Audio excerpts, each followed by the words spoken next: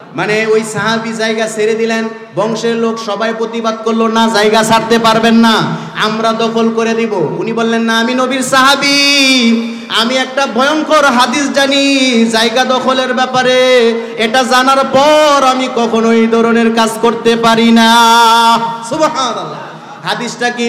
আল্লাহ নবী সাল্লাল্লাহু আলাইহি ওয়াসাল্লাম বলেছেন, মান আখাযা শিবরাম মিনাল আরদি শাইআ ওয়া ফি রিওয়ায়াতিন শাইআন ওয়া ফি রিওয়ায়াতিন বাযি আরদিহিম, কোন মুসলমান যদি কারো এক বিঘত পরিমাণ সম্পত্তি আত্মসাৎ করে, জুলুম কইরা যদি নিয়ে নেয়, বংশের লাঠি আছে এই জন্য জোর করে নিয়ে নেয়, অথবা উপরে লোক আছে, ক্ষমতার হাত আছে এই জন্য জবরদখল করে, আল্লাহর নবী বলেন কিয়ামতের দিন ফাতুফিকাহু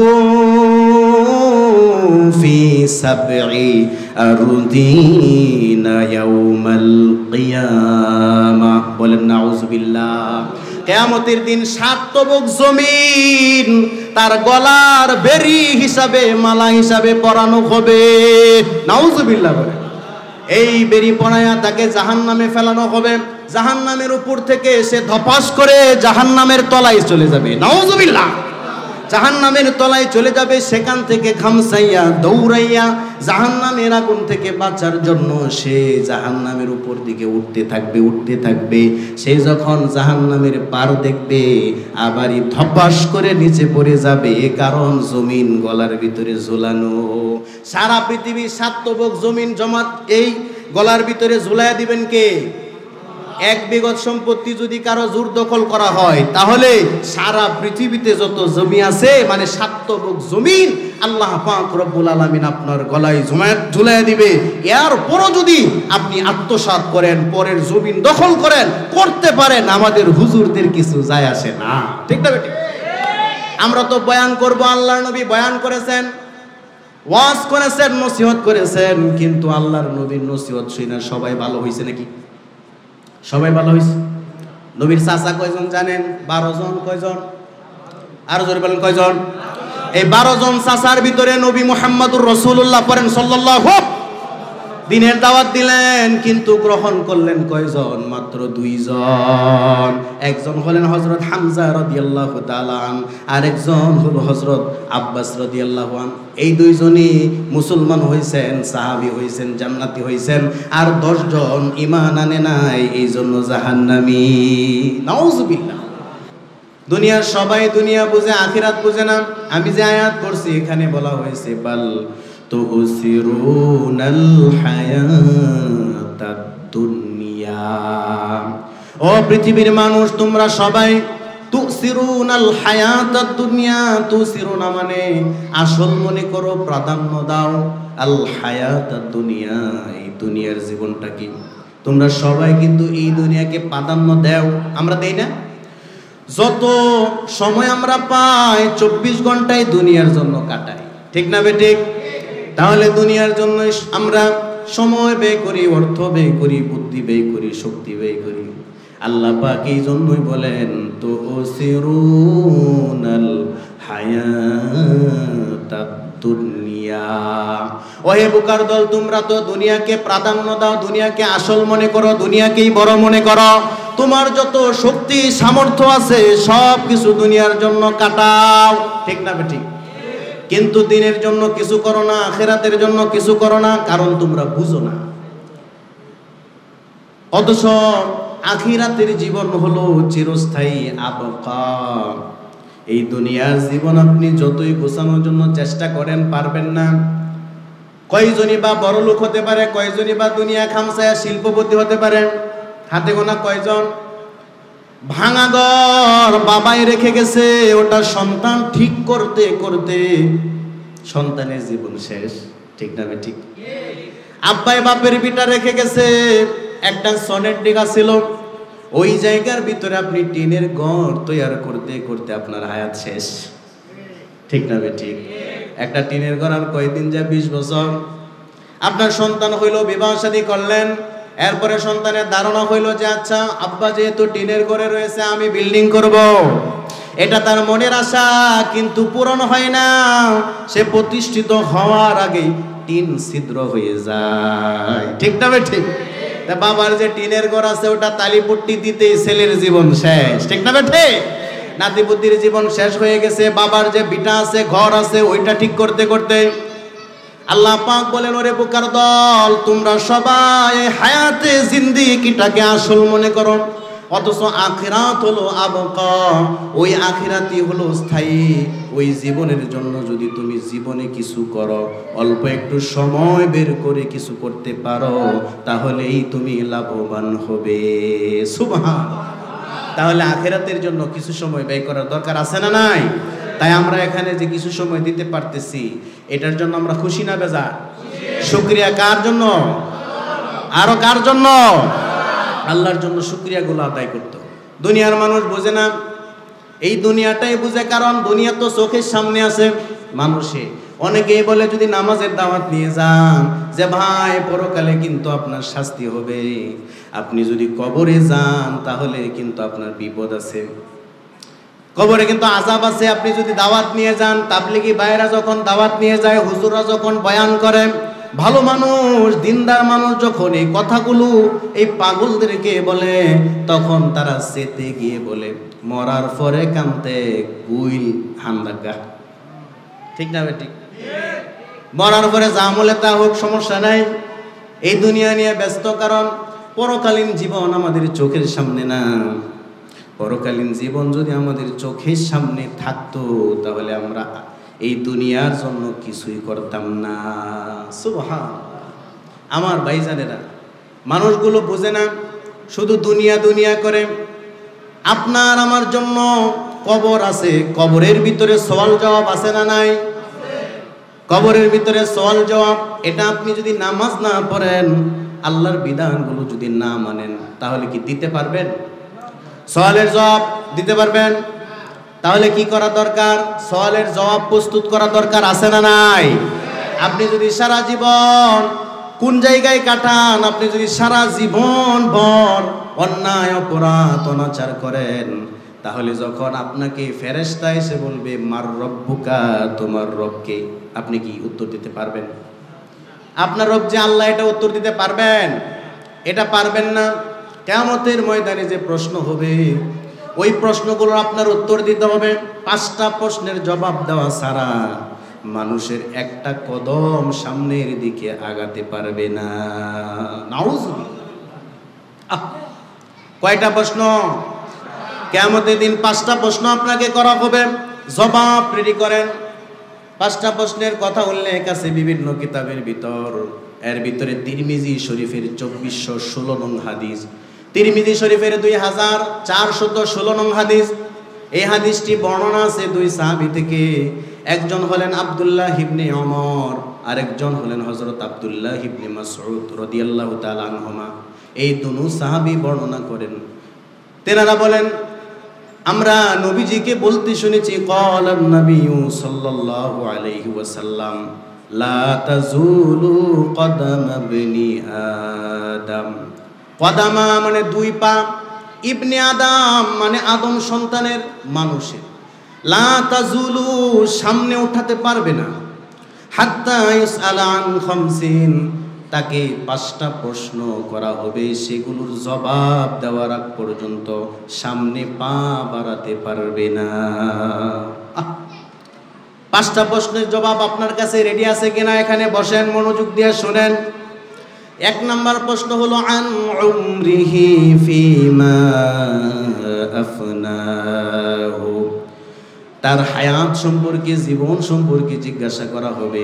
জীবনের প্রতিটা মুহূর্ত সে কোন জায়গায় কাটাইছে।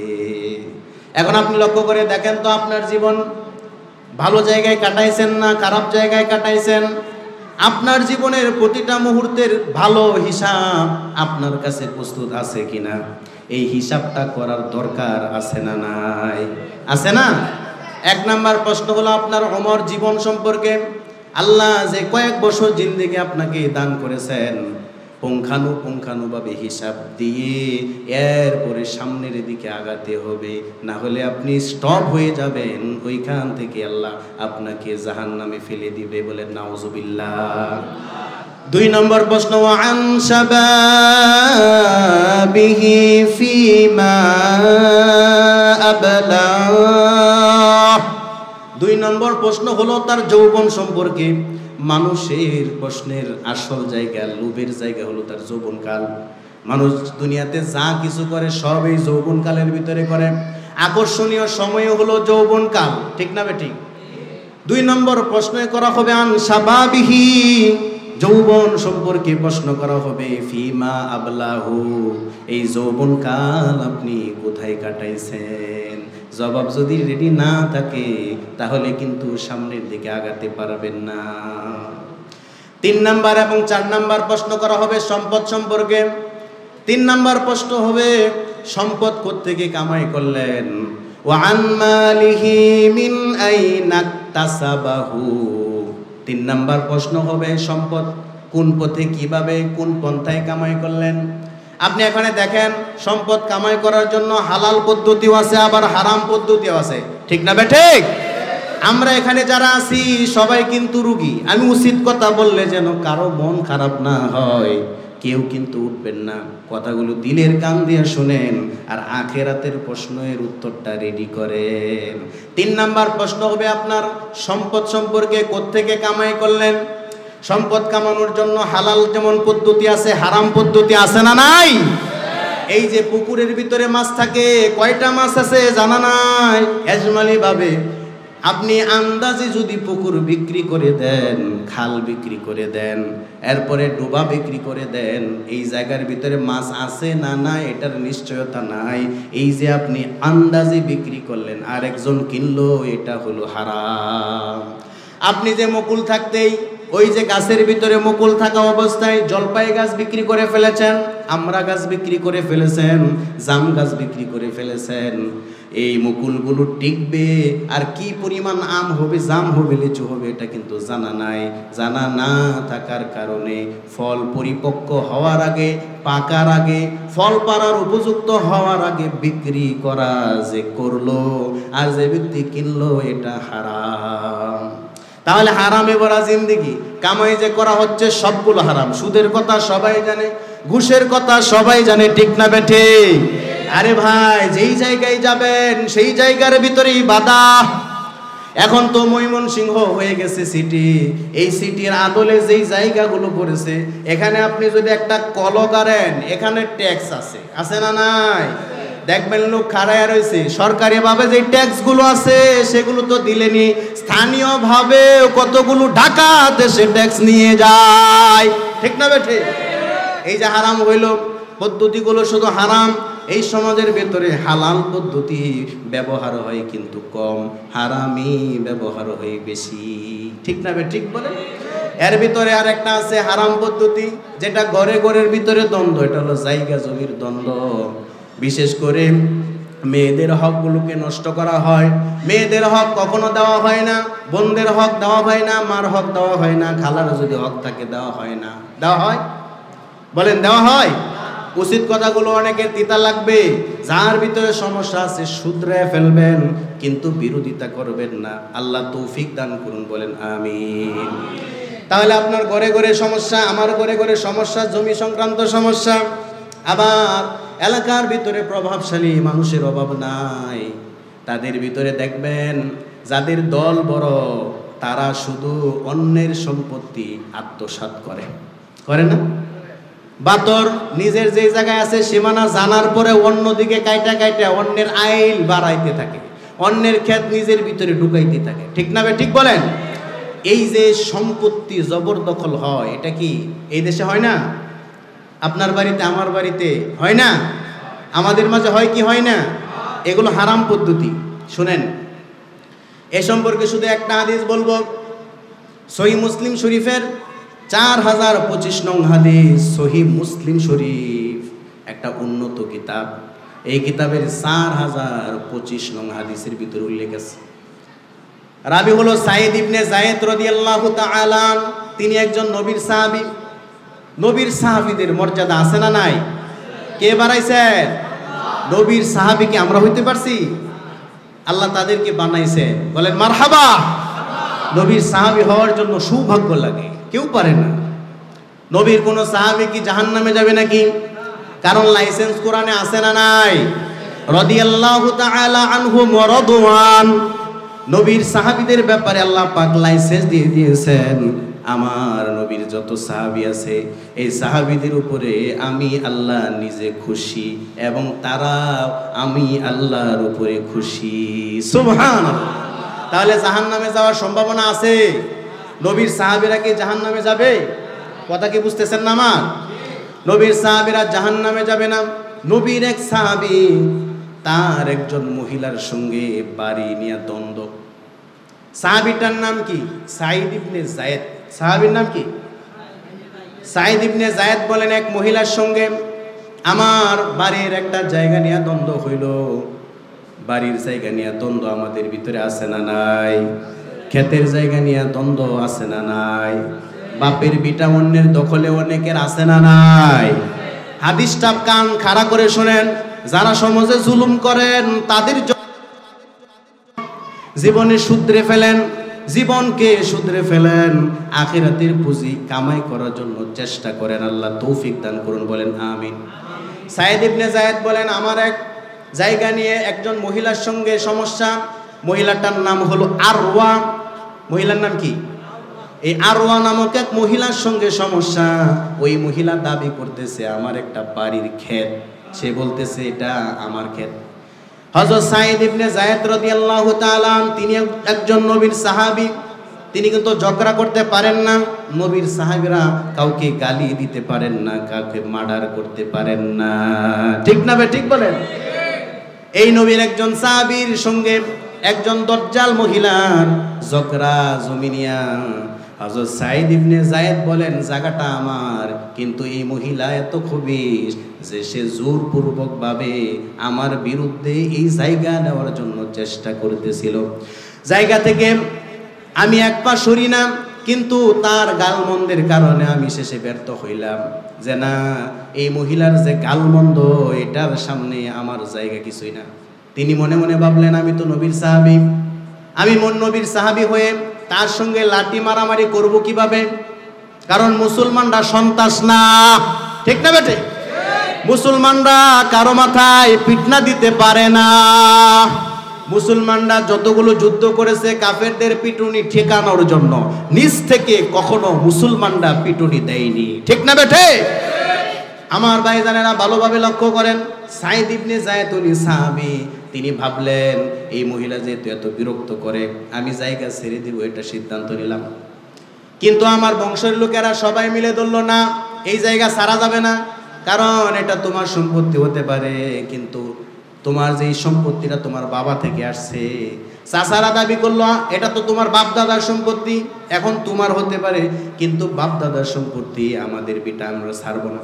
এই মহিলার বিচার হবে, এই মহিলার বিচারের জন্য সালিশের জন্য তার বংশের লোক যারা আছে সবাই চেষ্টা করতেছে। কথাগুলো কি বোঝা যাইতেছে? সাঈদ ইবনে যায়েদ রাদিয়াল্লাহু তাআলা আনহু বলেন বংশের সমস্ত লোক সালিশ করলো, ওই মহিলা দাবি করলো আর কসম খাইলো যে না এই জায়গা আমার। সাঈদ ইবনে যায়েদ মিথ্যা কসম খাইতে পারেন না, তিনি বললেন না এই জায়গাটা কিন্তু আমার, এই জায়গাটা যে আমার এটার দলিল হইল এই এলাকাবাসী, এই যে মজলিসের ভিতরে এই মহিলা ছাড়া সবাই জানে এই জায়গা আমার, কিন্তু আমি কথা বলতে পারি না, গালমন্দ করতে পারি না, ঘাড় ধাক্কা দিতে পারি না, কারণ আমি হইলাম নবীর সাহাবী। সুবহানাল্লাহ। সাঈদ ইবনে যায়েদ বলেন আমি তারপরও সালিশের পর আমার কওমের লোকেরা চাইলো যে এই জায়গাটা দখল করে আমাকে দিবে, আমি বললাম না না দাউহা, ওই মহিলাকে ছেড়ে দেন, এই জায়গাটা দিয়ে দেন, কারণ ভয়ঙ্কর একটা হাদিস আমার জানা আছে, ফাইন্নী সামি'তু রাসূলুল্লাহি সাল্লাল্লাহু আলাইহি ওয়াসাল্লাম ইয়াকুল, আমি আল্লাহর নবী মুহাম্মদুর রাসূলুল্লাহ পড়েন সাল্লাল্লাহু আলাইহি ওয়াসাল্লামকে বলতে শুনেছি, আমার নবী জায়গা দখলের ব্যাপারে এক ভয়ঙ্কর হাদিস আমাকে শোনাইছেন। ওই হাদিস শোনার পর আমি কখনো এই জায়গা নিয়ে যেখানে সন্দেহ আছে আমি কখনো জোর দখল করতে পারি না। আমার জায়গা আমি জানি, তারপরে ওই মহিলাকে দিয়ে দিলাম, তোমরা বাড়াবাড়ি করো না। সুবহানাল্লাহ। মানে ওই সাহাবী জায়গা ছেড়ে দিলেন, বংশের লোক সবাই প্রতিবাদ করলো, না জায়গা ছাড়তে পারবেন না, আমরা দখল করে দিব। উনি বললেন, না আমি নবীর সাহাবী, আমি একটা ভয়ঙ্কর হাদিস জানি জায়গা দখলের ব্যাপারে, এটা জানার পর আমি কখনো এই ধরনের কাজ করতে পারি না। সুবহানাল্লাহ। হাদিসটা কি? আল্লাহ নবী সাল্লাল্লাহু আলাইহি ওয়াসাল্লাম বলেছেন, মান আখাযা শিবরাম মিনাল আরদি শাইআ ওয়া ফি রিওয়ায়াতিন শাইআন ওয়া ফি রিওয়ায়াতিন বাযি আরদিহিম, কোন মুসলমান যদি কারো এক বিঘত পরিমাণ সম্পত্তি আত্মসাৎ করে, জুলুম কইরা যদি নিয়ে নেয়, বংশের লাঠি আছে এই জন্য জোর করে নিয়ে নেয়, অথবা উপরে লোক আছে, ক্ষমতার হাত আছে এই জন্য জবরদখল করে, আল্লাহর নবী বলেন কিয়ামতের দিন ফাতুফিকাহু ফি সাবঈ আরদিনা ইয়াউমাল কিয়ামা। বলেন নাউযুবিল্লাহ। কিয়ামতের দিন 7 তবক জমিন তার গলার বেরি হিসাবে, মালা হিসাবে পরানো হবে। নাউযুবিল্লাহ বলে। এই বেরি পরায়া তাকে জাহান্নামে ফেলানো হবে, জাহান্নামের উপর থেকে সে ধপাস করে জাহান্নামের তলায় চলে যাবে। নাউযুবিল্লাহ। জাহান্নামের তলায় চলে যাবে, সেখান থেকে খামসাইয়া দৌড়াইয়া জাহান্নামের আগুন থেকে বাঁচার জন্য সে জাহান্নামের উপর দিকে উঠতে থাকবে, উঠতে থাকবে। সে যখন জাহান্নামের পার দেখবে আবারই ধপাস করে নিচে পড়ে যাবে, কারণ জমিন গলার ভিতরে ঝুলানো। সারা পৃথিবীর 7 তবক জমিন জমাত এই গলার ভিতরে ঝুলাইয়া দিবেন কে? এক বিঘত সম্পত্তি যদি কারো জোর দখল করা হয়, তাহলে সারা পৃথিবীতে যত জমি আছে, মানে 7 তবক জমিন আল্লাহ পাক রব্বুল আলামিন আপনার গলায় ঝুলাইয়া দিবে। এরপরও যদি আপনি আত্মসাৎ করেন, পরের জমিন দখল করেন, করতে পারেন, আমাদের হুজুরদের কিছু যায় আসে না। ঠিক না বেটি? আমরা তো বয়ান করব, আল্লাহর নবী বয়ান করেছেন, ওয়াজ করেছেন, নসিহত করেছেন, কিন্তু আল্লাহর নবীর নসিহত শুনে সবাই ভালো হয়েছে নাকি? সবাই ভালো হয়েছে? নবীর চাচা কয়জন জানেন? 12 জন। কয়জন? আরো জোরে বলেন কয়জন? এই 12 জন চাচার ভিতরে নবী মুহাম্মদুর রাসূলুল্লাহ পড়েন সাল্লাল্লাহু। দিনের দাওয়াত দিলেন, কিন্তু গ্রহণ করলেন কয়জন? মাত্র 2 জন। একজন হলেন হযরত হামজা রাদিয়াল্লাহু তাআলা আন, আর একজন হলো হযরত আব্বাস রাদিয়াল্লাহু আন। এই 2 জনই মুসলমান হয়েছেন, সাহাবী হয়েছেন, জান্নাতি হয়েছেন, আর 10 জন ঈমান আনে নাই, এই জন্য জাহান্নামী। নাউযুবিল্লাহ। তাহলে নবী তো দাওয়াত দিয়েছিলেন জায়গায় জায়গায়, লক্ষ লক্ষ কোটি কোটি মুসলমান নবীর ওই দাওয়াতের কারণে জান্নাতি হইতেছে। কিন্তু নবীর দাওয়াতের কারণে আপন চাচা 10 জন জান্নাতি হইতে পারলো না, কারণ হেদায়েতের মালিকটা কে? আর একটু জোরে বলেন কে? আল্লাহ পাক রব্বুল আলামিন যেহেতু হেদায়েতের মালিক, এই জন্য নবীকেও ক্ষমতা দেন নাই। নবী চাইছিলেন আবু তালেব যেন হেদায়েত পায়, আল্লাহর কাছে ইস্তেগফার করেছেন। আল্লাহ পাক বলছেন সাবধান, কোন কাফেরের জন্য আপনি কিন্তু ইস্তেগফার করবেন না। তারপরে আবারও খবর আসলো, নবীজি আবার রিকোয়েস্ট করেন, আল্লাহ আবু তালেব আমার চাচা কত না দয়া আমার উপরে করেছে, কত না আমাকে সেভ করেছে, তাকে বাঁচায়া দেন, আমাকে একটু ইস্তেগফার করার জন্য, তার হয়ে ক্ষমা চাওয়ার জন্য সুযোগ দেন। আল্লাহ পাক বলেন না না না, তোমাকে এই সুযোগ দেওয়া হবে না, কোনো কাফেরের জায়গা জান্নাতে হবে না। সুবহানাল্লাহ। তাহলে হেদায়েতের মালিক কে? আপনি যদি মনে করেন যে হেদায়েতের মালিক মনে হয় কোনো হুজুর, কারণ হুজুরের ওয়াজের ভিতরে প্রভাব আছে, হুজুরের ওয়াজের কারণে হয়তো কোন লোক জান্নাতে চলে যাবে, না, হবে না। কারণ নবীর ওয়াজের ভিতরে প্রভাব ছিল, নবীর ওয়াজের ভিতরে আসর ছিল, কিন্তু নবীর ওয়াজ শুনে সবাই জান্নাতি হতে পারে না। ঠিক না বে ঠিক বলেন? তাহলে নবীর ওয়াজ শুনে সবাই হেদায়েত প্রাপ্ত হইল না, তা হুজুরের ওয়াজ শুনে সবাই হেদায়েত প্রাপ্ত হবে, এটা আপনি কেমনে ভাবলেন? এটা কি সম্ভব? ওয়াজ করা আমাদের দায়িত্ব, কিন্তু হেদায়েত দেওয়ার মালিক কে? বারভাবে ক্লিয়ার ভাবে এটা বুঝে দিবে। এবার আসেন, হযরত সাঈদ ইবনে যায়েদ রাদিয়াল্লাহু তাআলা আনহু নিজের বিটাটা ছেড়ে দিলেন ওই মহিলার জন্য। ওই মহিলা খুবই কাজ্জাখড়ি ছিল, ঝগড়াটে ছিল, ওই মহিলার গালিগালাজ খুব বিশ্রী ছিল। এরপরে ওই মহিলা সময়ে সময়ে শুধু গালি দেয়।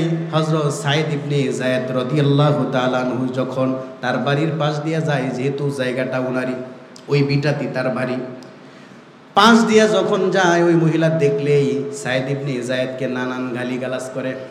আমাদের সমাজের ভিতরেও দেখবেন অনেক মানুষের গালি ছাড়া পুঞ্জি নাই, ঠিক না বেটি? আপনি যদি উচিত কথা বলেন সেটা বুঝবে তো দূরের কথা, উল্টা আরো গালি দেয়। উল্টা কি দেয়? কতগুলো লোক আছে যারা বেদাত করে, যারা নামাজ পড়ে না, নামাজকে পড়ার তারা প্রয়োজনই মনে করে না, তাদের একটাই পুঞ্জি আছে, না তাদের কোরআন আছে না তাদের হাদিস আছে, তাদের একটা মাত্র পুঞ্জি, সেটা হলো গালি, ঠিক না বেটি?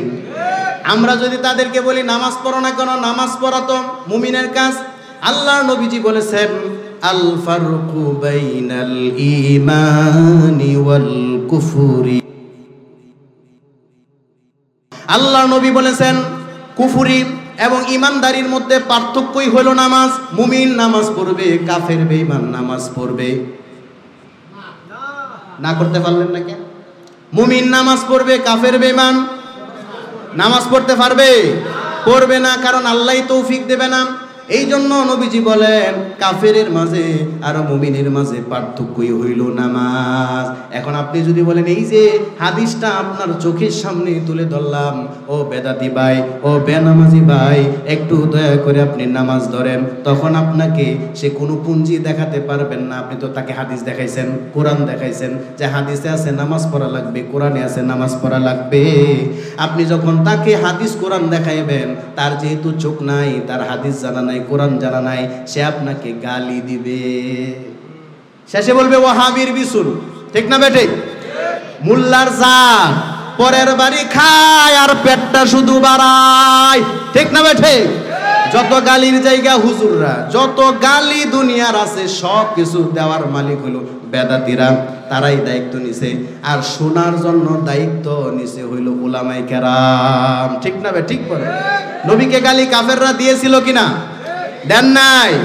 নবীকে ওয়াহাবি বলেছিল, মানে বিধর্মী বলেছিল, যেহেতু কাফের বেঈমান তো শিরিক করে আল্লাহকে ছাড়া অন্যান্য খোদা মানে। কিন্তু নবীজি কি কাকে মানে? নবীজি কাকে মানে? নবীজি কাকে মানে? এই জন্য সবাই নবীজিকে গালি দিত, এটা ওয়াহাবি হয়ে গেছে।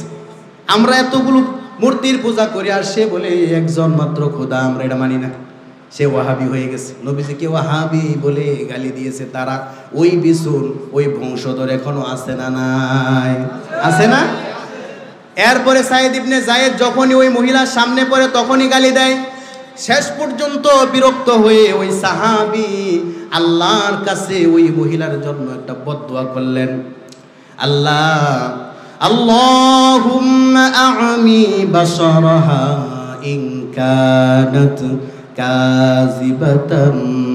আয় আল্লাহ, এই মহিলা যদি তার দাবিতে মিথ্যুক হয় আর সে যদি জবরদখল করে থাকে, মানে আমার জমি জোর করে যদি বাস্তবেই নিয়ে থাকে, তুমি কিন্তু জানো তার এই দুনিয়ায় থাকা অবস্থায় তার চোখটা তুমি অন্ধ করে দাও। এক নাম্বার বদদুয়া করলেন। দুই নাম্বার বদদুয়া করলেন ওয়াজআল কবরহা ফি দারিহা। দুই নম্বর বদদুয়া করলেন, আল্লাহ সে যেহেতু লোভী মানুষ, তার লোভ হইল আমি দুনিয়া পুরাটাই খেয়ে ফেলবো, জবরদখল করে শেষ করে দিব, মানে আমারটা দখল করছে, এরপরে যদি সে সবুর করতো তাহলে একটা কথা আছে। কিন্তু আল্লাহ না না না, সে তো দেখি অন্য আরেকজনের জমি দখল করার জন্য চেষ্টায় আছে। আয় আল্লাহ পাক, তার যেহেতু দুনিয়া খেয়ে ফেলার ইচ্ছা, তার চাহিদাই হলো দুনিয়ার সব সম্পত্তি সে জোর দখল করে নিয়ে নিবে। এই জন্য আল্লাহ আমার একটা বদদুয়া হলো, এই মহিলাকে তুমি তার ঘরের ভিতরেই মরণ দিও, আর এই ঘরেরই কোনো জায়গায় তার কবর দিও, কেউ যেন তাকে খুঁজে না পায়। এই দুইটা বদদুয়া করলেন। হযরত সাঈদ ইবনে যায়েদ রাদিয়াল্লাহু তাআলা আনহু নবীর সাহাবী, তার মুখ পবিত্র না অপবিত্র? এই পবিত্র মুখে যদি বদদুয়া হয়, দোয়া হয়, এটা কবুল করেন কে? আল্লাহ পাক রব্বুল আলামিন কবুল করলেন। ওই মহিলার চোখ সঙ্গে সঙ্গে বন্ধ হয়ে গেল। নাউজুবিল্লাহ। কিছুদিন পরে সেই মহিলা ঘুরতেছিল, মুসলিম শরীফের হাদিস বলছি, 4025 নং হাদিস কিন্তু বলতেছি, কোনো গল্প না। মুসলিম শোনেন, কিছু সময় পর, কয়েকদিন পরেই মহিলা নিজের বাড়িতে হাঁটতেছে। সাইদ ইবনে যায়েদ রাদিয়াল্লাহু তাআলা আনহুর দোয়ার পরে যখন তার চোখ অন্ধ হয়ে গেছে, সে যেই জায়গায় যায় সামনে ঢুস খায়, তখন সে বিরক্ত হইয়া সাইদ ইবনে যায়েদের জন্য সে আবার বদদুয়া করে। রব্বুল আলামিন তাকে সাজা দিলেন। কি সাজা? তার বাড়িতে একটা কূপ আছে, তার জীবনের পুরা সময় ওই কূপ থেকে পানি তুইলা সে খাইছে। হঠাৎ করে ওই কূপের ভিতরে ওই মহিলা পড়ে গেল। তার কিন্তু জানা ছিল কূপটা কোন জায়গায়, তারপরেও ওই কূপের ভিতরে তাকে ফালাইছে কে? হ্যাঁ, আল্লাহ পাক রব্বুল আলামিন তাকে কূপে ফালাইয়া দিলেন। ফালানোর পরে মানুষগুলা দৌড়ায় আসছে, কিন্তু ওই মহিলার লাশ খুঁজে পায় নাই, কারণ বদদুয়া লেগে গেছে। আমার তো মনে হয় ওই কূপ থেকে সরাসরি জাহান্নামে পাঠায় দিছেন কে? এই জন্য জবরদখল করা যাবে না, কারো জমিন আত্মসাৎ করা যাবে না। কারণ নবীজির একটা হাদিস আছে, ওয়াত্তা বিমা কাসামাল্লাহু লাকা। ও দুনিয়ার উম্মত, আল্লাহ পাক তোমাকে যা দান করেছেন তা নিয়ে খুশি থাকো, অন্যেরটার দিকে লোভ করবা না, তাহলেই শান্তি দিবেন কে? তাহলে নিজেরটার প্রতি খুশি থাকতে হবে, পরেরটা লোভ করব না। কে কে রাজি আছি? বলেন ইনশাআল্লাহ। আল্লাহ পাক রব্বুল আলামিন আমাদেরকে কবুল করুন, বলেন আমিন। তাহলে 5টা প্রশ্নের জবাব কিন্তু আপনাকে দিতে হবে। 1 নাম্বার হলো আপনি সম্পদ কোত্থেকে কামাই করলেন, এটা বুঝছেন? হালাল পথে যদি আপনি সম্পদ কামাই করেন তাহলে আপনার জন্য সুসংবাদ। হারাম কোনো পন্থায় যদি আপনি সম্পত্তি কামাই করেন তাহলে বিপদ আছে না নাই? জাহান্নামের চেয়ে বড় কোনো বিপদ আছে নাকি? এই দুনিয়ার জন্য হয়তো আপনি কোনো হারাম পদ্ধতি বেছে নিলেন। আপনি যদি গরিব হন, আপনাকে রব্বুল আলামিন 3 বেলা 3 মুঠ খাবার দিবে। আপনার সামনে 3 বেলা ওই থালটা ভরেই কিন্তু ভাত আসবে। আসবে না নাকি? আসবে না? এখানে কি সবাই ধনী মানুষ, গরিব মানুষ আছেন না আমার মতো? আমাদের সামনে কি 3 বেলা ভাত আসে না? আবার ধনীর বাড়িতে ডুলি ভরা ধান আছে, ঠিক আছে, 200 মণ 500 মণ ধান আছে, কিন্তু তার সামনে কয় প্লেট ভাত যায়? দিনে কয় প্লেট? আমারও সামনে আসে দিনের বেলা 3 প্লেট, সারাদিনে 3 প্লেট। ধনী মানুষ, তারও সামনে যায় 3 প্লেট। আহা, আল্লাহ পাক এই কোথায় বুঝাইছেন, বাল তুসিরুনাল হায়াতাদ দুনিয়া ওয়াল আখিরাতু খায়রুন ওয়া আবকা। তোমরা এই পার্থিব জীবনটাকে প্রাধান্য দাও। এই 1 প্লেট ভাত, দিনে 3 প্লেট ভাত জোগাড় করতে গিয়া পরকালের মতো অনন্ত অসীম জীবনটাকে ধ্বংস করে ফেলো। তোমরা আসলে বোকার দল। ঠিক না? ঠিক বলে? এই 3 প্লেট ভাতের জন্য হারাম করার দরকার আছে? বলেন, দরকার আছে? এই পৃথিবীতে যত প্রাণীগুলো আছে, কুকুর বিড়াল থেকে শুরু করে কোটি কোটি প্রাণী আছে, এগুলো কি কোনোদিন কামাই রোজগার করে নাকি? কামাই রোজগার করে? কিন্তু এগুলো কি না খেয়ে থাকে? খাওয়ান কে? হ্যাঁ, এই জন্য সবসময় মনে রাখবেন, ওয়ারদা বিমা কাসামাল্লাহু লাকা তাকুন আগনান নাস। অনেকে তাবিজ চাই, হুজুর আমি ধনী হব কিভাবে, বলে দেন। এই যে একটা নবীর হাদিস, আপনাকে আল্লাহ পাক যা দান করেছে তার উপরে খুশি হয়ে যান, তাকুন আগনান নাস। এই পৃথিবীর সবচেয়ে ধনী, মানে মানসিকভাবে ধনী আপনি হয়ে যাবেন। সুবহানাল্লাহ। কথাটা কি বুঝছেন? নবীর হাদিসটা বুঝছেন? মানে আপনার অনেক সম্পত্তি আছে, এরপরে যদি আপনার ভিতরে সন্তুষ্টি না থাকে, আত্মতৃপ্তি না থাকে, শুকরিয়া না থাকে, তাহলে মনে হবে আমি ফকির, আমার হয় নাই, এই দুনিয়া যথেষ্ট পরিমাণ কামাইতে পারি নাই, আরো কামানো লাগবে, আরো কামানো লাগবে, আরো কামানো লাগবে। এই পেরেশানি আপনার ভিতরে থাকবে। কিন্তু আল্লাহ পাক রব্বুল আলামিন আপনাকে সামান্য হোক অথবা বেশি হোক যে পরিমাণ সম্পত্তি দান করেছেন, সেটার উপরে যদি খুশি থাকেন, তাহলে আপনাকে মানসিকভাবে ধনী বানায়া দিবেন। আর আপনি যখন মানসিকভাবে ধনী হয়ে যাবেন, তখনই আপনি আত্মতৃপ্তি পাবেন, দুনিয়াতে বেঁচে থেকেও শান্তি পাবেন, মরে গেলেও আল্লাহ আপনাকে সুখী করবে। বলেন ইনশাআল্লাহ।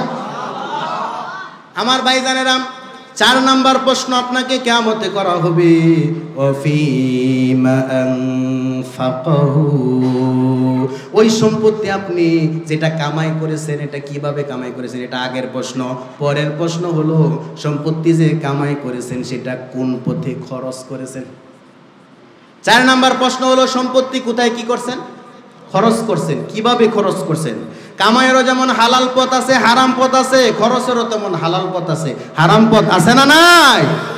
স্ত্রীর জন্য আপনি যদি লিপস্টিক কেনেন, স্ত্রীর জন্য যদি আপনি নুখ পালিশ, ঠোঁট পালিশ, কাপড় চোপড় ইত্যাদি কিনেন, আল্লাহর নবীর হাদিস তিরমিজির বর্ণনায় আছে, আল্লাহর নবী বলেন পরিবারের জন্য যা কিছু খরচ করবা এই সবগুলো রব্বুল আলামিন সদকা হিসাবে কবুল করে নিবেন। সুবহানাল্লাহ।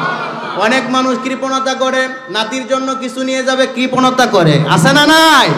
অনেক কষা নাতিন আছে, আবার অনেক জোরপূর্বক ভাবে নাতিনটা নিয়ে নেয়। এই জন্য বিরক্ত হবেন না, কারণ নাতিনের পিছে খরচ করলেও সদকা দান করবেন কে? মানে সদকার সব দান করবেন কে? তাহলে খরচ করবেন ইনশাআল্লাহ। অনেক মানুষ নিজের বিবির জন্য সময় মতো একটা সাবানও কিনে দেয় না, আছে না নাই? সময় মতো তেল কিনে দেয় না, সোনু কিনে দেয় না, যে এটা তেল সোনু কিনতে কিনতে কিনা দিতে দিতে, বিশেষ করে ওষুধ পাতি বেশি লাগে, ওষুধপত্র কিনে দিতে দিতে দিতে দিতে আমি ফকির হয়ে গেলাম, আছে না নাই? ঘরে ঘরে এই কথাটা আছে না নাই? আজকে থেকে পরিবর্তন হয়ে যান, কারণ আপনার স্ত্রীর জন্য যা কিছু খরচ করবেন, খরচ তো করবেন, এতে আপনার স্ত্রী খুশি থাকবে, পরিবার খুশি থাকবে, আপনার ছেলে মেয়েরা সবাই খুশি থাকবে যদি আপনি প্রয়োজনীয় জিনিসটা তাদেরকে দান করেন, তাদের পিছনে খরচ করবেন। আর মাঝখান থেকে এগুলোর বিনিময়ে আল্লাহ পাক সদকা করার সওয়াব দান করবেন। সুবহানাল্লাহ। এমনকি আপনি যদি হালাল পন্থায় উপার্জন করে হালালের নিয়তে খান, আমলের নিয়তে খান, সেগুলো সদকা হিসাবে কবুল করবেন কে? এই জন্যই বলে মুসলমান মরলেও লাভ, বাঁচলেও লাভ, ধনী হইলেও লাভ, গরিব হইলেও, আরো জোরে, তো গরিব হইলেও তাহলে লাভই আর লাভ। এই জন্য আমরা ইমানদার হয়ে খুশি না বেজার? আমাদেরকে আল্লাহ পাক রব্বুল আলামিন ধৈর্য ধরার জন্য আর আল্লাহ যা দান করেছেন সেগুলো নিয়ে খুশি থাকার তৌফিক দান করুন। বলেন আমিন। মন থেকে বলছেন তো আমিন? খুশি থাকবেন তো? যা আছে তা নিয়ে খুশি থাকবো, পরেরটার দিকে নজর করব না। বলেন ইনশাআল্লাহ। খরচের জন্য খাতগুলো আল্লাহ কোরআনে বর্ণনা করেছেন। আপনি যে কামাই করলেন কোন কোন জায়গার ভিতরে আপনি খরচ করবেন, এটার জন্য আল্লাহ পাক রব্বুল আলামিন কোরআনে খাত বর্ণনা করে দিয়েছেন, কোন কোন জায়গায় কোন কোন পথে কোন কোন ভাগে খরচ করবেন। এটার জন্য সূরা বাকারার 215 নং আয়াতের ভিতরে আল্লাহ পাক রব্বুল আলামিন একটা বিধান করে দিয়েছেন। জানতে রাজি আছেন ইনশাআল্লাহ? অল্প একটু সময় ধৈর্য ধরে বসা যাবে ইনশাআল্লাহ। ভালোভাবে শুনেন, আপনি কোন জায়গায় খরচ করবেন, আপনার যেমন পেরেশানি আছে, আপনি যেহেতু মুসলমান, নবীর সাহাবীদেরও কিন্তু এই পেরেশানি ছিল যে আমি কোথায় খরচ করব। আল্লাহ নবীকে সাহাবীদের দল গিয়ে প্রশ্ন করতো, ইয়া রাসূলুল্লাহ কোথায় খরচ করব, মা যায়ুনফিকুন, কোন জায়গায় খরচ করব, কোন লাইনে খরচ করব। আল্লাহ কম বেশি যা ধন সম্পত্তি আমাদেরকে দান করেন এগুলো সব কি আল্লাহর রাস্তায় খরচ করে দিব কিনা, না নিজের জন্য খরচ করব, আমার পরিবারের জন্য খরচ করব, না আব্বা আম্মার পিছনে খরচ করব, একটু বলে দেন। আল্লাহ নবী সাল্লাল্লাহু আলাইহি ওয়াসাল্লাম নিজে থেকে কোনো কথা বলতেন না। আল্লাহ পাক যখনই কথা পাঠাইতেন, ওহী নাজিল করতেন, তখনই বিধান জানায় দিতেন, আয়াত শোনায় দিতেন। ঠিক না বে ঠিক? আল্লাহর নবী কি কোনো মন গড়া কোনো কথা বলেছেন নাকি? কোনো মন গড়া কথা বলেছেন জীবনে নাকি? ওয়ামা ইয়ানতিকু আনিল হাওয়া, আমার নবী সারা জীবনে যত কথা বলেছেন একটা কথাও মন থেকে বলেননি। বলেন সুবহানাল্লাহ। আল্লাহর নবী সাল্লাল্লাহু আলাইহি ওয়াসাল্লাম সাহাবীদের প্রশ্ন শোনার পরে আল্লাহ পাক রব্বুল আলামিনের কাছে দোয়া করলেন, আল্লাহ আমার উম্মত জানতে চায় তাদের কামাই কোন জায়গায় খরচ করবে, একটা বিধান নাজিল করে দাও। আল্লাহ পাক রব্বুল আলামিন সূরাতুল বাকারার 215 নং আয়াত নাজিল করে দিলেন। বলেন মারহাবা। ইয়াসআলুনাকা মাযা ইউনফিকুন, ও নবীজি, আপনার সাহাবীরা জিজ্ঞাসা করে কোন রাস্তায় খরচ করবে, কোন রাস্তায় খরচ করবে, আপনি তাদেরকে বলে দিন ইয়াসআলুনাকা মাযা ইউনফিকুনা কুল মা আনফাকতুম কুল মা আনফাকতুম মিন খায়রিন فللوالدين والأقربين واليتامى والمساكين وابن السبيل বলেন সুবহানাল্লাহ। আল্লাহ পাক জানাই দিলেন নবীজি আপনার সাহাবীদেরকে বলে দেন তাদের সম্পত্তিগুলো 5টা খাতে ব্যয় করবে। কয়টা খাতে? আর হুজুরে কয়টা খাতে? আপনি যে কামাই করেছেন, হুজুরদের বেতন সর্বনিম্ন 10,000 টাকা। এই দুনিয়ার সবচেয়ে বেতন কম হলো হুজুরদের। এজন্য হুজুরদেরটাই বলি, হুজুরের বেতন হলো 10,000 টাকা।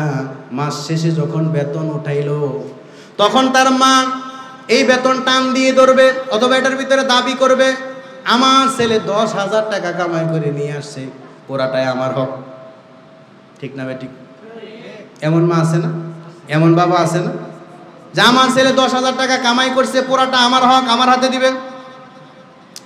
আবার ঘরের ভিতরে যদি বউ থাকে, সে আবার উল্টা দাবি করবে, সে বলবে না আমার জামাই কামাই করে আনছে, এটা আমার হক। ঠিক না বেঠিক? আমি কি মিথ্যা বলতেছি নাকি? সমাজে আছে না নাই? আর যদি ওই লোকটার সন্তান আদি থাকে, নাতি নাতনি থাকে, তারা এই 10,000 টাকা বেতন পাওয়ার পরে তারা বলবে এগুলো আমাদের হক, কারণ আমাদের নানা বা আমাদের দাদা কামাই করছে। ঠিক না বেঠিক? এভাবে সংসারের ভিতরে আপনি লক্ষ্য করে দেখবেন, কামাই করার পরে এই কামাই নিয়ে টানা হেসরা করে সংসারের ভিতরে দ্বন্দ্ব আছে না নাই? এই সমাজের ভিতরে দ্বন্দ্ব আছে না নাই?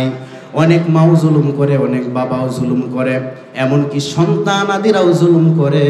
আল্লাহ পাক এই জুলুম থেকে বাঁচার জন্য এই খাতগুলো বর্ণনা করে দিলেন।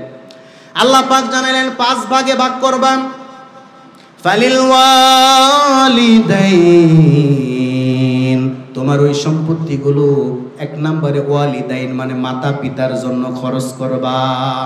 1 নম্বরে কার ভাগ? এদিকে তাকান, কার ভাগ?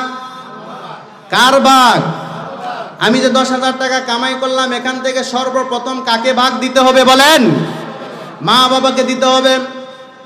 আর আমাদের সমাজের ভিতরে দেখা যাবে না, সর্বপ্রথম ভাগটাই যাবে স্ত্রীর ব্যাপারে, নিজের ছেলে মেয়েদের ব্যাপারে, নাতি নাতনিদের ব্যাপারে। ঠিক না বেঠিক? আল্লাহ ভাগ করলেন প্রথম ভাগটাই ওয়ালিদাইন মাতা পিতার জন্য, আর আমরা ভাগ করি না, প্রথম ভাগই হলো স্ত্রীদের জন্য। ঠিক না বেঠিক? এই ভুলগুলো আর কখনো করবো না বলেন ইনশাআল্লাহ। আল্লাহ পাক রব্বুল আলামিন জানায় দিলেন, ও নবীজি, আপনার উম্মতের ভিতরে কামাইকৃত যে সম্পত্তিটি আছে, আপনার উম্মতকে বলবেন সর্বপ্রথম যেন আব্বা আম্মার খেদমতের জন্য একটা ভাগ রাখে। আব্বা আম্মার জরুরত যদি পুরা করে, আরো কামাই যদি বাড়ে, তারপরে সে বিবাহ করবে। কারণ ভরণ পোষণ দুটো যদি না দেয়, তার জন্য বিবাহ করা জায়েজ নাই। এক হলো শারীরিক শক্তি, আরেকটা বিষয় হলো তাকে ভরণ পোষণ দেওয়ার, শরীয়তে রাখার মতো ক্ষমতা। খাবার দিতে হবে, পরন দিতে হবে। ল্যাংটা রাখতে পারবে? এই যোগ্যতা যদি কারো না থাকে, মহারানা দেওয়ার যদি ক্ষমতা না থাকে, ওই লোকের জন্য বিবাহ করা হারাম। কথাটা ভালোভাবে বুঝছেন? বাবা মার জন্য আপনি কামাই রোজগার করার পর, বাবা মার জরুরত পুরা করার পরও যদি আপনার সম্পত্তি বাকি থাকে, তাহলে সেখান থেকে খরচ করবেন 2 নম্বর ওয়াল আকরাবিন। আকরব মানে হলো 1 বছর নিকটাত্মীয়। এখানে আল্লাহ পাক রব্বুল আলামিন আকরাবিন বলেছেন বহু বছর, নিকটাত্মীয় না, বরং নিকটাত্মীয়দেরকে, নিকটাত্মীয়দের পিছনে খরচ করতে হবে। 2 নম্বর খাত হলো নিকটাত্মীয়দের পিছনে। এখন নিকটাত্মীয় কারা, এটার ব্যাখ্যায় সর্বপ্রথম হলো আপনার স্ত্রী এবং আপনার পরিবার। সুবহানাল্লাহ। তাহলে প্রথম খাত মাতা পিতার জন্য, দ্বিতীয় খাত দ্বিতীয় ভাগ থাকবে আপনার স্ত্রী এবং পরিবার এবং আপনার নিজের জন্য। তাহলে দ্বিতীয় নম্বর যে খাতটা আছে এই খাতটাই কিন্তু আমরা প্রথম নম্বরে নিয়ে যাই। নিজে খেয়ে দিয়ে যদি জুটা পোটা থাকে আব্বা আম্মাকে দেই, দাদা দাদিকে দেই। এই জায়গায় একটা মাসালা মনে রাখবেন, আপনার আব্বা আম্মার খেদমত করা আপনার জন্য যেমন ফরজ, যদি আপনার দাদা দাদিকে দেখার মতো লোক না থাকে আপনার দাদা দাদি নানা নানির খেদমত করাও আপনার উপরে ফরজ। এই মাসালাটা অনেকেই জানে না, মনে করেন যে আব্বা আম্মার জন্যই শুধু খেদমত করা, খেদমতের বিধান আব্বা আম্মার পিছনেই ইহসান করতে হবে, খরচ করতে হবে। না, যদি আপনার দাদা দাদি নানা নানিকে দেখার মতো কেউ না থাকে, না দেখে, আপনি নাতি হিসাবে আপনার কর্তব্য, ফরজ পর্যায়ের কর্তব্য তাদের ভরণ পোষণ আপনার দিতে হবে। কথাগুলো বুঝছেন? তাহলে 5 টাকাতে সম্পত্তিগুলো ব্যয় করা হবে। 1 নম্বরই হলো আব্বা আম্মার জন্য, 2 নম্বর হলো নিজের স্ত্রী, নিজের পরিবার এবং নিজের জন্য, 3 নম্বর এই 2 খাত হলো ফরজ খাত। এই 2 খাতে সম্পত্তি ব্যয় করার পরে, কামাই ব্যয় করার পরে যদি থাকে তাহলে আরো 3 খাতে আপনাকে ব্যয় করতে হবে। আগে এই 2 খাত আপনার পূরণ করতে হবে। বুঝেন না কথাটা? এই 2 খাতের ভিতরে আপনি যে সম্পত্তিগুলো কামাই করেছেন সেগুলো আগে খরচ করবেন। এগুলোর যদি হক আদায় হয়ে যায়, এরপরেও যদি সম্পত্তি থাকে, তারপরে আপনার আরো 3টা খাত আছে, ওয়াল ইয়াতামা ওয়াল মাসাকিন ওয়াবনিস সাবিল। ওয়াল ইয়াতামা 3 নম্বর খাত হলো এই দুনিয়ার ভিতরে যারা এতিম আছে। এতিম কাকে বলে আমরা বুঝি না। এতিম মানে হলো ওই নাবালেক নাবালিকা। নাবালেক কিন্তু বালেক হয় সর্বোচ্চ 15 বছরের ভিতরে বালেক হয়ে যায়। শরীয়তের দৃষ্টিতে 15 বছরের আগে হইলে নাবালেক, সর্বোচ্চ 15 বছর, এটা হলো সর্বোচ্চ। এই 15 বছরের আগে অথবা স্বপ্ন দোষ হয় নাই, এর আগে যদি তার বাবা মারা যায়, মানা বাবা মারা যায়, তাহলে ওই সন্তানকে বলা হয় এতিম। আর আমাদের সমাজের ভিতরে দেখা যায় দাড়ি ফেকে গেছে, আব্বা মারা গেছে, এখন মানুষের সামনে কাইন্দা কাইন্দা বলে আমি এতিম। ঠিক না ঠিক? এতিম মানে আপনি তো এতিম না, আপনি তো বুড়া হয়ে গেছেন। এতিম তো হইলো নাবালেক, আর নাবালিকার যদি আব্বা মারা যায় তাহলে আপনি কোন দৃষ্টিতে এতিম? এটা আপনার মন গড়া। এই সমাজের ভিতরে এটা একটা ভুল আছে। 3 নম্বরে যদি আপনার সম্পত্তি বাকি থাকে তাহলে এতিমদের পিছনে খরচ করবেন। যেই এতিম মানে নাবালেক থাকা অবস্থায় তার আব্বা মারা গেছে, দেখার মতো কেউ নাই, ওই এতিমের পিছনে কিছু না কিছু আপনি খরচ করবেন। 4 নম্বর হলো ওয়াল মাসাকিন, যার ঘরের ভিতরে ঠিক মতো চলার মতো 2 দিন 4 দিন চলবে এই পুঁজিটাও নাই। বিশেষ করে 2টা ব্যাখ্যা আছে মিসকিনের। মিসকিনের একটা ব্যাখ্যা হলো আগামীকাল কি খাবে, আগামীকাল কি খাবে এই পুঁজিটাও যার ঘরে নাই, অথবা কামাই ছাড়া যার পুঁজি নাই, কামাই ছাড়া সে আগামী দিন চলতেও পারবে না, 10-5 দিন চলতে পারবে না, এটা হলো মিসকিন। আরেকটা ব্যাখ্যা হলো না, শরীয়তের দৃষ্টিতে 80-90 হাজার টাকা হলো নেসাবে জাকাত, জাকাতের নেসাব, অর্থাৎ 80-90 হাজার টাকার মালিক যদি আপনি হন, যেদিন মালিক হবেন পরদিন থেকে পরের বছর হিসাব করে ওই পরের বছর পূর্ণ হলে আপনাকে জাকাত দিতে হবে। ভালোভাবে লক্ষ্য করেন, শরীয়তের দৃষ্টিতে যদি কোনো লোক এমন হয় এই 80-90 হাজার টাকা তার ক্যাশে নাই, আর তার ঋণে ভরা, সে ঠিক মতো চলতেও পারে না, তার কামাই দিয়ে তার চলে না, এই সকল লোকদেরকে বলা হয় মিসকিন। 4 নম্বর খাত হলো আপনার মিসকিনদের পিছনে খরচ করতে হবে। 5 নম্বর হলো আপনি সাবিল, মুসাফির যারা আছেন, দূর থেকে একজন মুসাফির আমাদের এলাকায় এসে হারিয়ে গেল, কথার কথা, অথবা টাকা পয়সা ছিল, মোবাইল ছিল, এগুলো চোরে বা ডাকাতে নিয়ে গেছে, এখন বিপদে পড়ছে, বাড়িতে অনেক ধন আছে, অনেক বড় লোক, এমনকি এমপি মন্ত্রীও যদি হয়, মানে কথার কথা এই এলাকার জন্য তো সে এমপি মন্ত্রী না, সে যদি আপনার কাছে এসে বলে আমার এখন এমন একটা বিপদ আসছে, আমি বিপদে পড়ছি, আমি মুসাফির মানুষ, আমার এই এলাকা থেকে বাড়ি পর্যন্ত পৌঁছার কোনো ভাও নাই, এই ব্যক্তিকে সহযোগিতা করা এই এলাকাবাসীর জন্য ফরজ। কথাটা বুঝছেন? 5 নম্বর খাত হলো আপনি সাবিল, কোনো মুসাফির যদি ঠেকে যায়, বিপদে পড়ে যায়, তাহলে সহযোগিতা করতে হবে। এই 5টা খাতে যদি আপনি সম্পত্তি ব্যয় করে থাকেন তাহলে আপনি সঠিক আছেন। আর যদি কোনো এক খাতে ব্যয় করে আপনি বসে আছেন, হয়তোবা বাবা মার বক্ত আপনি স্ত্রীদেরকে কিছুই দেন না। অনেক মানুষ আছে জাটা ফিতা করে স্ত্রীকে পাঠায় দেয় গার্মেন্টস। কত মানুষের কত রন্ধন। কয়েক মানুষ আছে শুধু সমানে বিয়া করে, বিবাহ করে কি করে, একটা করে বাচ্চা হাতে তুইলা দিয়া এরপরে ঝাড়ু ফিরটা শুরু, অত্যাচার শুরু করে দেয় যে এখন ঢাকায় গিয়ে কামাই করে সংসার চালার আমারে কিছু কিছু দে। এই স্ত্রীকে যখন সে কষ্ট মষ্ট করে জোরপূর্বক ভাবে ঢাকায় পাঠায় দিল, এখন অন্য আর একটা বিয়া করার জন্য খোঁজে। কারণ একজনে কামাই দিয়ে পেট ভরবে না, আবার বিছানা খালি থাকলেও ভাল লাগে না। ঠিক না ভাই? ঠিক। এমন মানুষ আছে না? আছে না নাই? আপনারা ঘুমাইতেছেন কেন? আছে না নাই? এখন তো চা খাওয়ার সময়, আপনারা আবার ঘুমান কেন? আমার ভাইজানেরা, সমাজের এই মানুষগুলো বহুরূপী। আপনি দেখবেন কিছু মানুষ 8-10টা বিবাহ করে ছাইরা দিছে, একটাকে নিজের কাছে রাখে আর বাকিগুলো কামাই পাঠায়, ওই কামাই দিয়া মজা ময়রা খায়। ঠিক না ভাই? ঠিক। আর শুধু হুজুরদের বিরোধিতা করে, যত ফতোয়া মন থেকে বানায়া দেয়।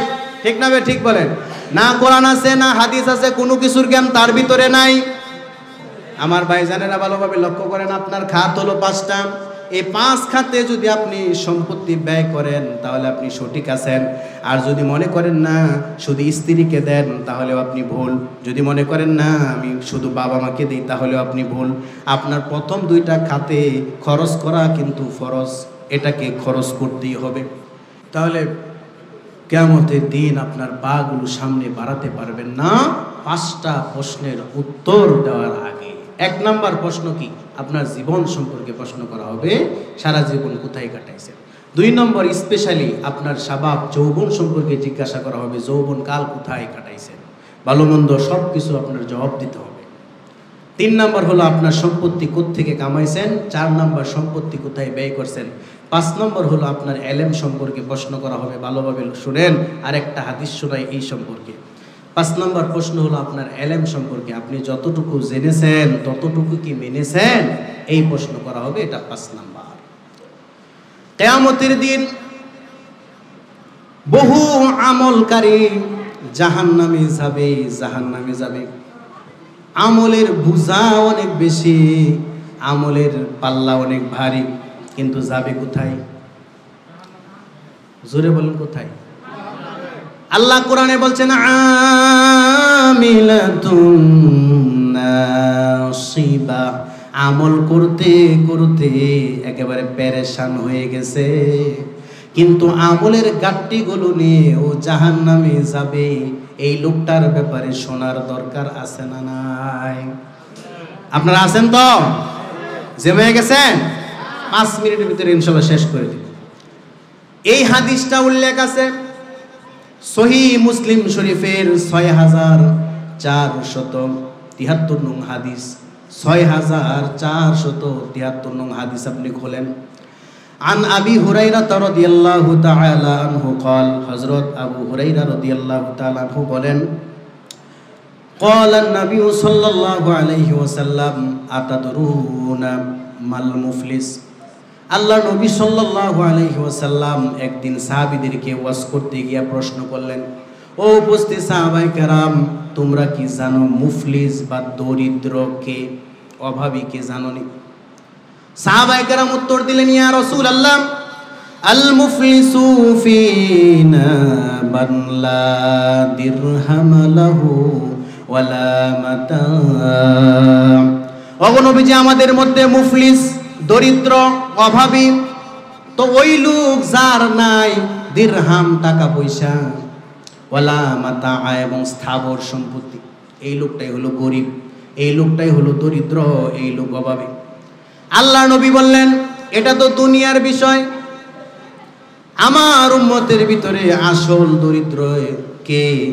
পরকালে যে ব্যক্তি দরিদ্র হবে, পরকালের পুঞ্জি যার থাকবে না ওই ব্যক্তি হইল আমার উম্মতের ভিতরে দরিদ্র বা গরিব বা অভাবী।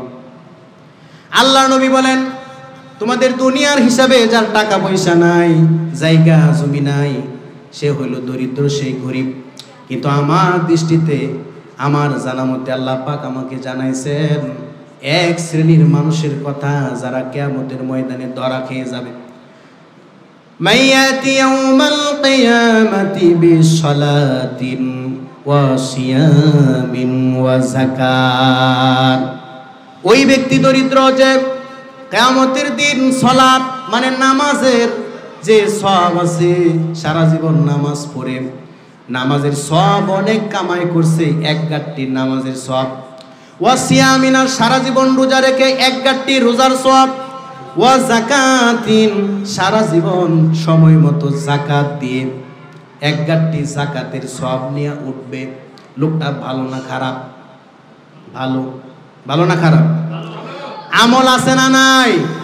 নেকির তিনটা বোঝা আছে না নাই? এখানে তিনটার কথা বললে উদ্দেশ্য হলো তার সারা জীবন আমল করছে ভালো। এই লোকটার বাহ্যিক আমলের দিকে যদি চিন্তা করা হয়, এই লোকটার বাহ্যিক আমলের দিকে যদি তাকানো হয়, হিসাব করা হয়, তাহলে লোকটা কোথায় যাবে? জান্নাতে। কোথায় যাবে? যেহেতু আমল অনেক বেশি, আল্লাহর নবী বলেন ফায়সালা জান্নাতের দিকে হয়ে যাবে জেনে এই লোকটার বিরুদ্ধে 5 শ্রেণীর মানুষ মামলা করবে আল্লাহর দরবারে। কয় শ্রেণীর মানুষ? এই যে হাজী সাহেব, হুজুর, ভালো মানুষ যারা দুনিয়াতে জানা আছে আমাদের, যাকাত ঠিক মতো পরিশোধ করেছে, এই লোকগুলোর বিরুদ্ধে হাজী সাহেব, ওলামায়ে কেরাম, দাওয়াত ও তাবলীগের মুরব্বী হওয়া সত্ত্বেও এই লোকটা জাহান্নামে যাবে কিভাবে ভাই আমার? আল্লাহর নবী বলেন এই লোকটার বিরুদ্ধে 5 শ্রেণীর মানুষ দাঁড়ায় আল্লাহর আদালতে মামলা করবে। আল্লাহ আপনি জান্নাত দেন, অসুবিধা নাই, কিন্তু আমাদের 5টা মামলা আছে। কয়টা মামলা? 1 নাম্বার মামলা হলো কদ শাতামা হাযা, দুনিয়াতে যাকে অকারণে গালি দিয়েছে।